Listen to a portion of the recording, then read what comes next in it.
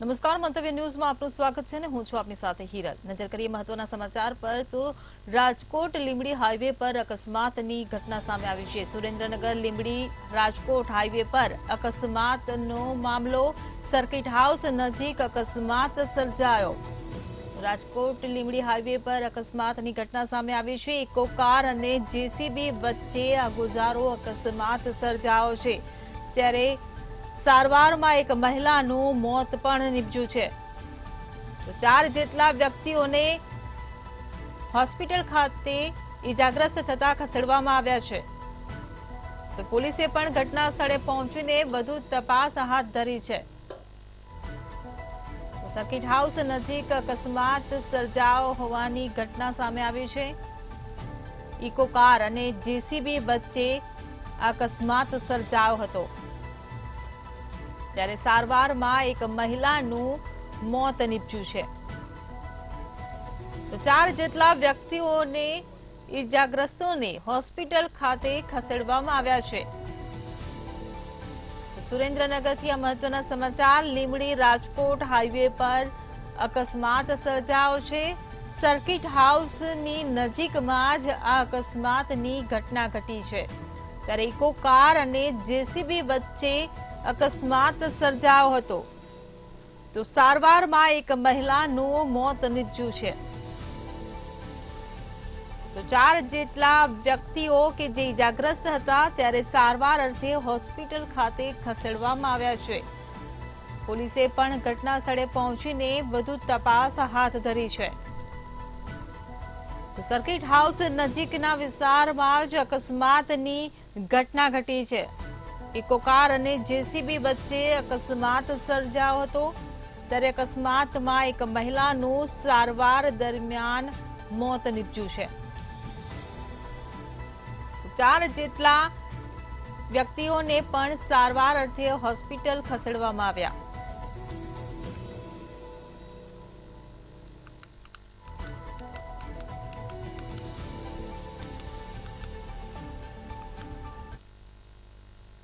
Rajkot TRP અગ્નિકાંડમાં સંડોવાયેલ આરોપી MD સાગઠિયાની તપાસ કરતા એક પછી એક મિલકતો સામે આવી રહી છે। ત્યારે સાગઠિયાની વધુ એક મિલકત સામે આવી હતી, જેમાં રાજકોટના 150 ફીટ રિંગ રોડ પર આવેલા ટ્વિન ટાવરમાં 901 નંબર ઓફિસ સાગઠિયાના ભાઈના નામે હોવાનું સામે આવ્યું હતું। પોશ વિસ્તારમાં આવેલી એમડી સાગઠિયાની ઓફિસનો વેરો પણ બાકી હોવાની વિગતો સામે આવી હતી। રાજકોટ ટીઆરપી ગેમ ઝોન અગ્નિકાંડમાં મામલો પૂર્વ ટીપીઓ એમડી સાગઠિયાની વધુ મિલકત સામે આવી।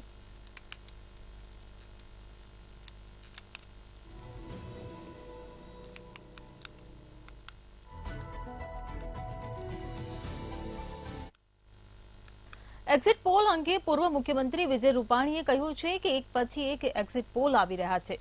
4 તારીખે પરિણામ નિશ્ચિત છે।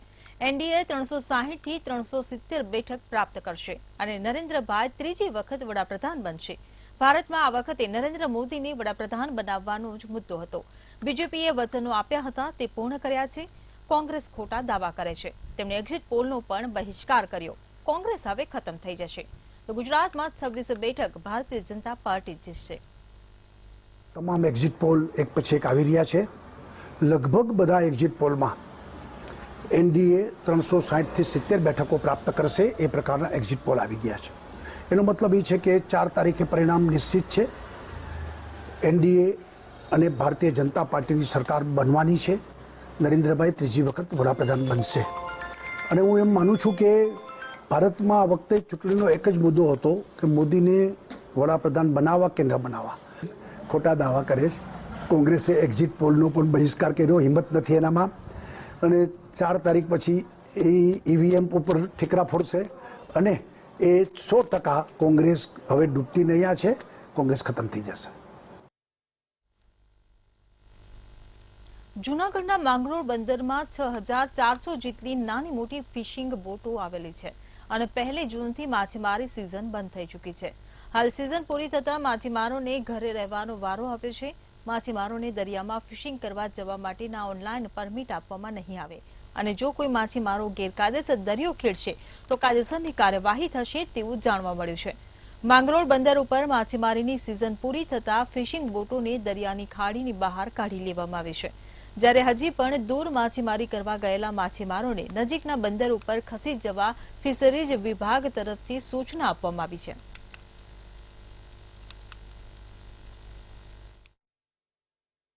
માંગરોળ ખાતે 35 જેટલા બોટ અને હોડી હોડી બનાવવા માટેના બોટ બિલ્ડિંગ યાર્ડ કાર્યરત છે. હાલની પરિસ્થિતિને ધ્યાને લઈને આ કચેરી ખાતે જે રજીસ્ટર થયેલા બોટ બિલ્ડિંગ યાર્ડ છે તેમાં ફાયર સેફટી અંગેના સાધનોની સુવિધા છે કે નહીં તે અંગેનું ફાયર સેફટી સર્ટિફિકેટ 7 દિવસની અંદર કચેરીમાં રજૂ કરવા માટે તમામ બોટ બિલ્ડિંગ યાર્ડના માલિકોને જાણ કરેલ છે. તેમજ જે બોટ બિલ્ડિંગ યાર્ડના માલિકોને બોટ બિલ્ડિંગ યાર્ડ ખાતે ફાયર સેફટીના સાધનોની સુવિધા રાખેલી નથી તેમને ફાયર સેફટીના સાધનો અને ફાયર એક્સટિંગ્યુશર ઇન્સ્ટોલ કરી તે અંગેનું ના વાંધા પ્રમાણપત્ર રજૂ કરવા માટેની નોટિસ આપવામાં આવી.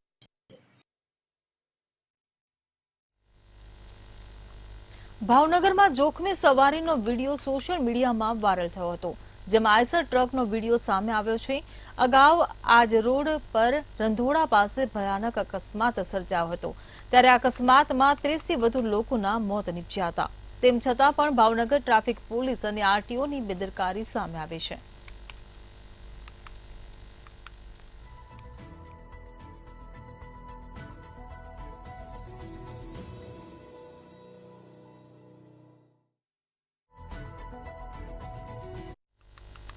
ભાવનગર મહુવા હનુમંત હોસ્પિટલમાં મોક ડ્રીલ યોજાઈ હતી. રાજકોટ અગ્નિકાંડ ઘટનાને ધ્યાનમાં રાખીને આ મોક ડ્રીલનું આયોજન કરવામાં આવ્યું હતું.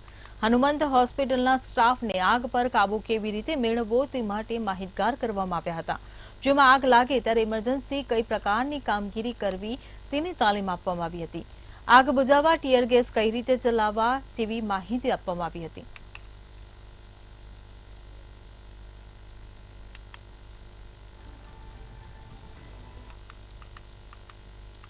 ભાવનગર જિલ્લામાં તસ્કરો જાણે પોલીસનો કોઈ ખોફ ન હોય તેમ બેફામ બન્યા હોય તેવી ઘટના સામે આવી હતી. જિલ્લાના ભંડાર ગામે એક ખેડૂતના મકાનમાં ચોરીની ઘટના બની હતી. અજાણ્યા તસ્કરોને મકાન માલિક જોઈ જતા રોકવા જતા માલિક પર પથ્થર વડે હુમલો કરી ગંભીર ઇજાઓ પહોંચાડી હતી. મકાન માલિકના જણાવ્યા મુજબ રોકડ સહિત આશરે ₹3 લાખની મત્તાની ચોરી કરી તેઓ નાસી છૂટ્યા હતા. જોકે ઘટનાના લાંબા સમય સુધી પોલીસે એફઆઈઆર પણ રજીસ્ટર કરી ન હતી, ત્યારે પોલીસની કાર્યવાહી પર પણ અનેક સવાલો ઉઠવા પામ્યા હતા.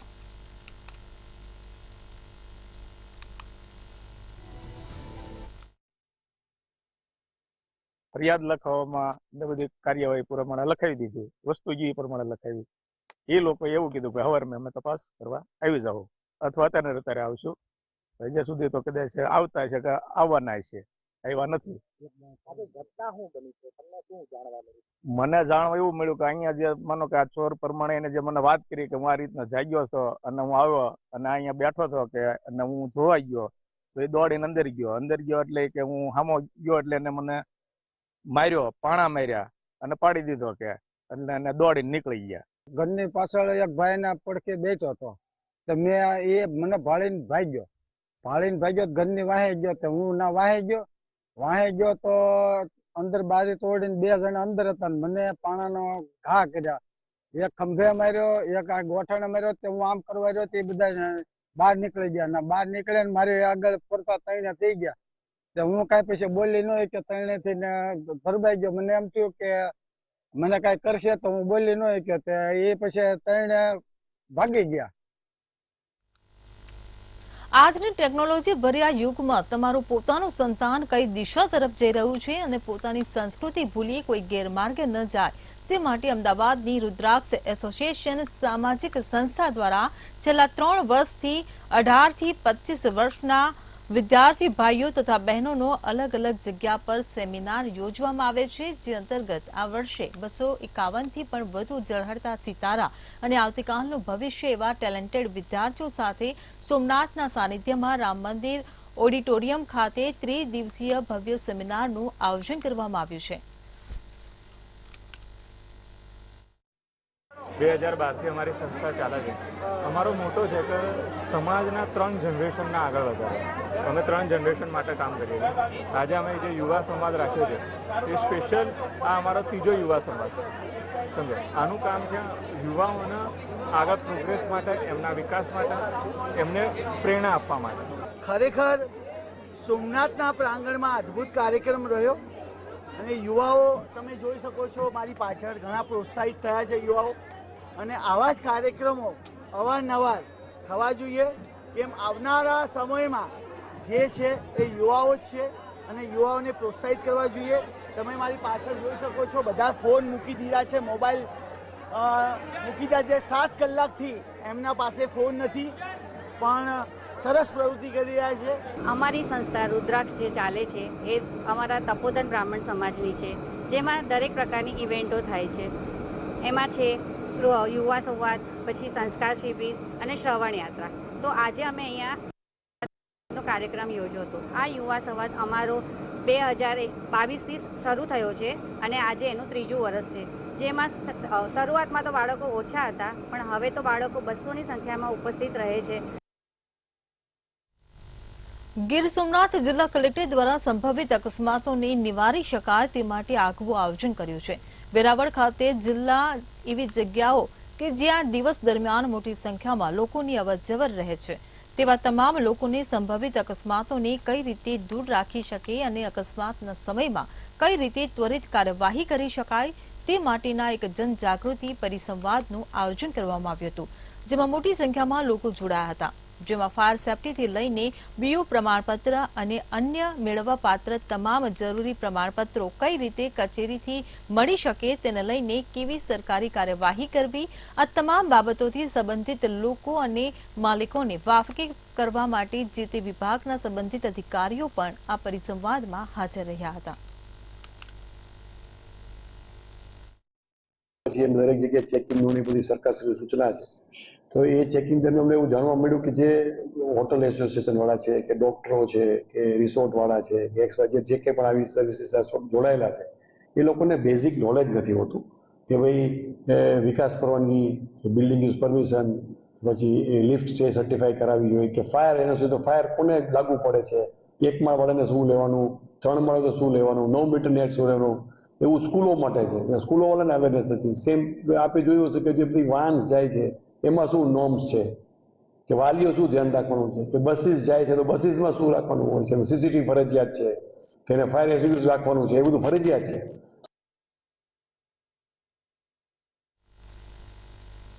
અમરેલીમાં ગોપાલ વસ્તાપરાએ 60મા જન્મદિન નિમિત્તે વૃક્ષોના વાવેતર કરવાની પ્રતિજ્ઞા લીધી હતી.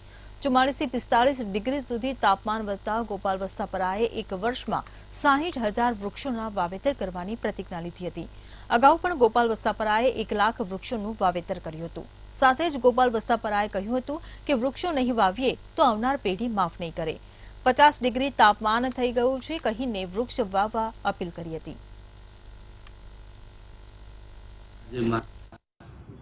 60મો જન્મદિવસ 60 વર્ષ પૂરા થયા છે, ત્યારે હું આજે એક પ્રતિજ્ઞા લઉં છું કે હું આ વર્ષે 1 વર્ષની અંદર 60,000 વૃક્ષો વાવી અને એનું જતન કરીશ. અને જેટલા મારા મિત્રો ને પણ કહીશ કે આપ પણ આપણા ખેતીવાડી આપણા ઘરે વૃક્ષો વાવો. કારણ કે જે પરિસ્થિતિ અત્યારે બની રહી છે કે 45થી 47 ડિગ્રી તાપમાન વધી રહ્યું છે, ત્યારે આપ સર્વોને વિનંતી પણ કરું છું કે આપ વૃક્ષો વાવો. આજે વાવશો તો 5 વર્ષે આ વૃક્ષો મોટા થશે. સોશિયલ મીડિયા મારફતે હાઇબ્રિડ ગાંજો અને LSD મંગાવી વેચાણકર્તાનો એસઓજી પોલીસે પર્દાફાશ કર્યો છે, જેમાં અમદાવાદમાં બેંગકોકથી મંગાવેલું પાર્સલ ઝડપી પાડવામાં આવ્યું હતું, જેથી એસઓજીએ બાતમીના આધારે અડાજણ વિસ્તારમાં આવેલી કૃષ્ણકુંજ સોસાયટીમાં રહેતા પાર્થ મંદિરવાલાના ઘરે દરોડા પાડ્યા હતા. આ દરમિયાન વેપારીના ઘરમાં LSD ડ્રગ્સની 9 પડીકી, 170 મિલીગ્રામ અને હાઇબ્રિડ ગાંજો મળી આવ્યો હતો. આ નશીલા પદાર્થો આરોપી વેપારી ડાર્ક વેબ પરથી મંગાવતો હતો. 3 દિવસ પહેલા LSD ડ્રગ્સનું પાર્સલ બેંગકોકથી આવ્યું હોવાનું જાણવા મળતા સ્પેશિયલ ઓપરેશન ગ્રુપના સ્ટાફે વેપારીને ત્યાં દરોડા પાડ્યા હતા.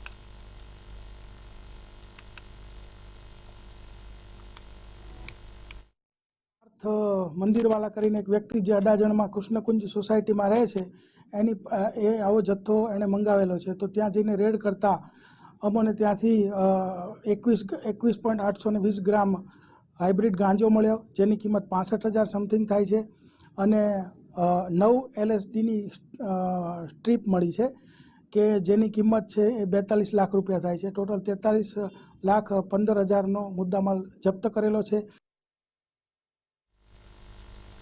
સુરતના ઉમરાના ગ્રામજનો પોતાના જ ટ્રસ્ટીઓથી છેતરા હોવાની ઘટના સામે આવી છે. ત્યારે આ મામલે 300 થી 400 જેટલા લોકોએ ટ્રસ્ટીઓ સામે વિરોધ દર્શાવ્યો હતો. 1976માં જમીન ગ્રામજનો દ્વારા ફાળવવામાં આવી હતી, પરંતુ ગ્રામજનોને અંધારામાં રાખી ફૂડ કોર્ટ શરૂ કરી દેવામાં આવ્યો હતો.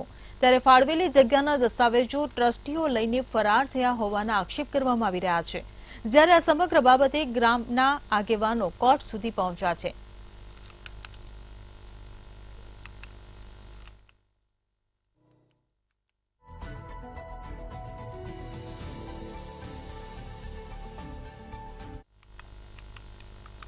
રાજ્યમાં ડ્રગ્સની ઘૂસણખોરીના બનાવ વારંવાર બનતા હોય છે. ત્યારે સુરતમાં અઠવા પોલીસે બાતમીના આધારે કદમપલ્લી વિસ્તારમાંથી એમડી ડ્રગ્સ ઝડપી પાડ્યું હતું. આ એમડી ડ્રગ્સ સાથે પોલીસે બીટુ કુમાર સુબોધ પાંડે અને પ્રશાંત જયરામ પ્રજાપતિની ધરપકડ કરી હતી. પકડાયેલ બંને આરોપીઓ નાનપુરાની કાદળ સાદલ નાળ પાસે કોઈને એમડી ડ્રગ્સ આપવાના હતા. આ ઝડપાયેલા બંને શખ્સોને જીતેન્દ્ર મિશ્રા નામના ઈસમ દ્વારા ડ્રગ્સ સપ્લાય કર્યા હોવાનું સામે આવ્યું હતું. તો પોલીસ દ્વારા ઝડપાયેલા 100 ગ્રામ ડ્રગ્સની આંતરરાષ્ટ્રીય કિંમત 10.61 લાખથી વધુ છે. હાલ પોલીસ બંને આરોપીઓની વધુ તપાસ કરી રહી છે.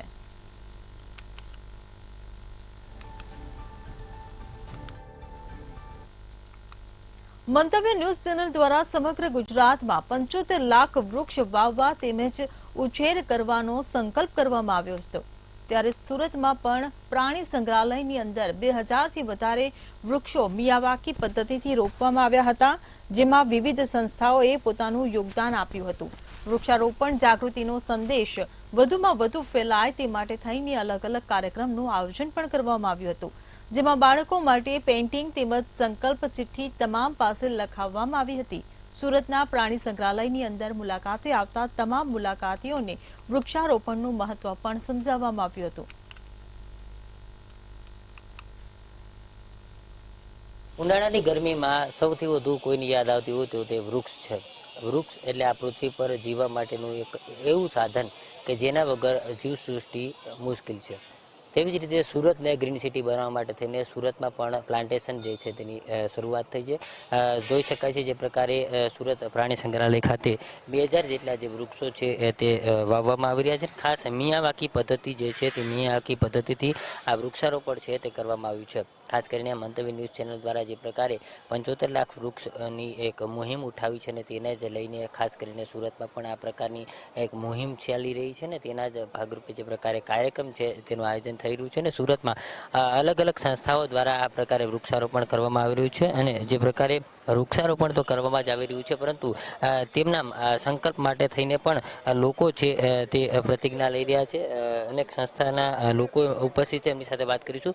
જે પ્રકારે વૃક્ષારોપણનું આયોજન તમારું નામ જણાવો અને કઈ સંસ્થામાં? મારું નામ વૈશાલી સાવલિયા છે અને હું ડાયમંડ યુનિવર્સિટી કરિયર ફાઉન્ડેશનમાં એક ગ્રુપમાં હું કામ કરું છું.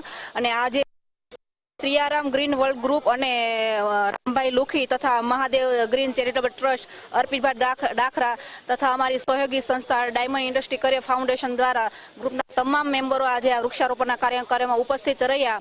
અને આ કાર્યક્રમને સફળ બનાવવા માટે ડોક્ટર પ્રફુલભાઈ શિરોયા, હોમગાર્ડની તથા એમની ટીમ તથા સાધનાબેન સાવલિયા, S24 ન્યૂઝના ઓનર તથા પિનલબેન રાદડિયા, લક્ષ્ય ફાઉન્ડેશનના પ્રમુખ ઉપસ્થિત રહ્યા અને આ કાર્યક્રમને વૃક્ષારોપણનો સફળ કાર્યક્રમ અમારો બનાવ્યો.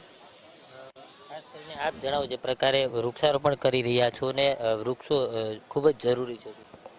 વૃક્ષો એટલા માટે જરૂરી છે કે આવનાર સમયમાં ગરમીનું પ્રમાણ ખૂબ વધી જવાનું છે અને અત્યારે આપણે એનો અહેસાસ પણ કરી રહ્યા છીએ. આપણે આ ગરમીમાં અત્યારે આપણે રહી નથી શકતા, તો આપણે મૂંગા પ્રાણીઓ અને પક્ષીઓની શું હાલત થતી હશે. તો આ વૃક્ષો હશે તો તેના છાંયે તે પ્રાણીઓ બેસી શકશે, પક્ષીઓ પોતાનો માળો કરી શકશે અને એના માટે ખાસ તો આપણે થોડીક કાળજી લેવી જરૂરી છે અને પર્યાવરણનું જતન આપણે વૃક્ષો વાવીને જ કરી શકીશું, જેના કારણે વરસાદ પણ ખૂબ સારા પ્રમાણમાં થશે. જો વૃક્ષો વાવીશું તો પાણીનું પ્રમાણ પણ વધશે અને આવનાર સમયમાં આપણને પાણી માટે પણ પ્રોબ્લેમ નહીં રહે. તો એના માટે જનજીવન અને સમાજ માટે લોકો એક જાગૃત નાગરિક તરીકે આપણે વૃક્ષોનું જતન કરવું જોઈએ અને વધારે ને વધારે વૃક્ષો વાવવા એ આપણી એક ફરજ છે. આપ જણાવો, ખાસ કરીને વૃક્ષારોપણ કરવામાં આવી રહ્યું છે. આજે જે વૃક્ષારોપણ કર્યું છે ત્રણેય સંસ્થાઓનો હું પર્સનલી દિલથી આભાર માનું છું કે આવા કાર્યક્રમો, આવી સેવાકીય સંસ્થાઓ જે કરતી હોય છે એમને આપણે સહયોગ કરવો જોઈએ. જાહેર જનતાને પણ અપીલ કરું છું કે આને સહયોગ કરે અને આપણાથી બને એટલું આપણે પણ આપણા ઘર આંગણ કુંડામાં વૃક્ષો નાના નાના વાવીએ. વૃક્ષોનું મહત્વ પશુ પંખી, માણસો અને આપણે જે જીવજંતુ છે બધામાં એટલું જ મહત્વ છે જેટલું આપણે ખાવું જરૂરી છે એટલું આપણા જીવનમાં ઓક્સિજન જરૂરી છે. જો વૃક્ષો હશે તો ઓક્સિજન આપણને મળશે, નહીતર આપણે ઓક્સિજનના પેલા લેવા પડશે, બાટલા ઘરે રાખવા પડશે. માટે બધી જ જાહેર જનતાને અપીલ કરું છું કે વૃક્ષો વાવો અને આવી સહયોગી સંસ્થાઓને મદદ કરો, જેથી આપણે આપણું અને આપણી આવનારી પેઢીનું હિત ઈચ્છીએ. આપ જણાવો, ખાસ કરીને વૃક્ષારોપણ કર્યું છે, કેવું લાગે? આજે ગ્લોબલ વોર્મિંગની સમસ્યા વર્લ્ડમાં ચાલી રહી છે. આ સમસ્યાનું એક જ તોડ કહેવાય તો એ વૃક્ષારોપણ છે. આ સંસ્થાએ, આ ત્રણેય સંસ્થાએ મળીને આજે 2000 વૃક્ષનો સંકલ્પ કર્યો છે અને આજે એ 2000 વૃક્ષ સંકલ્પ રોપીને એ ટાર્ગેટ પૂરો કર્યો છે. આનાથી એમ કહેવાય કે લોકો આજે ઘરમાં એસી મુકાવી રહ્યા છે, પણ આ સંસ્થાઓએ આ દેશમાં એસી મૂકવાનું કામ કરી રહ્યા છે કે ગ્લોબલ વોર્મિંગની જે સમસ્યા છે એ સમસ્યા અને દૂર કરવા માટે આ એક જ રસ્તો છે કે વૃક્ષારોપણ. ચોક્કસથી તો જે પ્રકારે તમામ સંસ્થાઓ જે છે, તમામ સંસ્થાઓ વૃક્ષારોપણ કરી રહી છે અને ખાસ કરીને જે પ્રકારે આખું એક મુહિમ જે ચલાવવામાં આવી રહી છે, 2000 વૃક્ષોનો સંકલ્પ કરવામાં આવ્યો છે અને આ તમામ વૃક્ષો જે છે તે ઉછેરવા માટે થઈને પણ સંકલ્પ કરવામાં આવ્યો છે. ત્યારે ખાસ કરીને જે પ્રકારે મંતવ્ય ન્યૂઝ ચેનલ દ્વારા પણ આ પ્રકારનો સંકલ્પ કરવામાં આવ્યો છે અને સમગ્ર ગુજરાતમાં આ પ્રકારના કાર્યક્રમો આપવામાં આવી રહ્યા છે અને જે પ્રકારે વૃક્ષારોપણ થઈ રહ્યા છે તેથી કરીને જે ચાલી રહ્યું છે તેને ટાળી શકાય અને ખાસ કરીને તેમાં મદદરૂપ થઈ શકાય. જો વૃક્ષો હશે તો આવનારા સમયમાં, આવનારા ભવિષ્યમાં જીવન સૃષ્ટિ છે તે શક્ય બનશે અને તેના જ કારણે જે પ્રકારે આ વૃક્ષારોપણ છે તે જરૂરના જરૂર થાય અને વધુમાં વધુ થાય તે પ્રકારના પ્રયાસો મંતવ્ય ન્યૂઝ ચેનલ પણ કરી રહી છે. એટલે જ સમગ્ર ગુજરાતમાં 75 લાખ વૃક્ષો જે છે તે વાવવાનો સંકલ્પ કરવામાં આવ્યો છે. કેમેરામેન કેસી ભગત સાથે દિવસ પરમાર, મંતવ્ય ન્યૂઝ, સુરત. સુરતમાં આજે એબીવીપીની કારોબારીની એક બેઠક મળી હતી, જેમાં ભારતીય અખિલ વિદ્યાર્થી પરિષદના રાષ્ટ્રીય મહાસચિવ યાજ્ઞવલ્ક્ય શુક્લ પણ હાજર રહ્યા હતા. આ દરમિયાન મંતવ્ય ન્યૂઝે તેમની સાથે ખાસ વાતચીત કરી હતી. સુરત અને ગુજરાત પ્રવાસ અંગે શુક્લાએ જણાવ્યું હતું કે પ્રાચીન કાળથી અત્યાર સુધી ગુજરાત હંમેશા ભારતીય ગૌરવનું કેન્દ્રબિંદુ રહ્યું છે. ગુજરાત સમગ્ર ભારતમાં સમૃદ્ધિનું પ્રતીક છે. હું સુરત આવીને ખૂબ જ ખુશ છું અને ગુજરાતની પ્રગતિને આટલી નજીકથી જોઈ. આ બેઠકનો મુખ્ય ઉદ્દેશ્ય અનેક ગંભીર મુદ્દાઓ પર ચર્ચા કરવાનો છે. એબીવીપી હંમેશા દેશની પ્રગતિ માટે કામ કરતી રહી છે અને ભવિષ્યમાં પણ કામ કરતી રહેશે. જણાવી દઈએ કે એબીવીપીની કારોબારી બેઠક સુરતમાં સતત 4 દિવસ સુધી ચાલુ રહેશે અને વારંવાર લીક થતા પેપર મુદ્દે એબીવીપી સંરચના કરશે. एबीवीपी की राष्ट्रीय कार्यकारी परिषद की बैठक गुजरात में आयोजित हुई, सूरत के अंदर में आयोजित हुई. यह राष्ट्रीय कार्यकारी परिषद की बैठक यानी हम पूरे देश भर की जो शैक्षिक, सामाजिक, आर्थिक सभी प्रकार के विषयों पर युवाओं की भूमिका क्या हो सकती है, उस भूमिका को लेकर के हम लगातार 3-4 दिन इस प्रदेश के गुजरात के सूरत के अंदर विमर्श करने वाले, चर्चा करने वाले हैं और भारत के प्रगति के लिए भारत के कैंपसों की भूमिका क्या हो सकती है, उसके लिए एक स्वाभाविक रूप से सेवक नेतृत्व के रूप में विद्यार्थी परिषद काम करती है और अपने कार्यकर्ताओं को दिशा निर्देशित करती है कि हम सब लोग अपने प्रयासों से भारत को कैसे आगे लेकर के जाने में अपनी भूमिका को ढूंढे. मुझे लगता है कि राष्ट्रीय कार्यकारी परिषद की बैठक हम साल भर के अपनी काम की समीक्षा करते हैं. आगामी वर्ष के लिए हम क्या कर सकते हैं, ऐसे सभी प्रकार के विषयों पर हम लगातार 4 दिन यहाँ पे चिंतन करने वाले, चर्चा करने वाले हैं। સૌરાષ્ટ્ર સુરતમાં હાલ બસ આટલું જ. વધુ સમાચાર માટે જોતા રહો મંતવ્ય ન્યૂઝ. નમસ્કાર.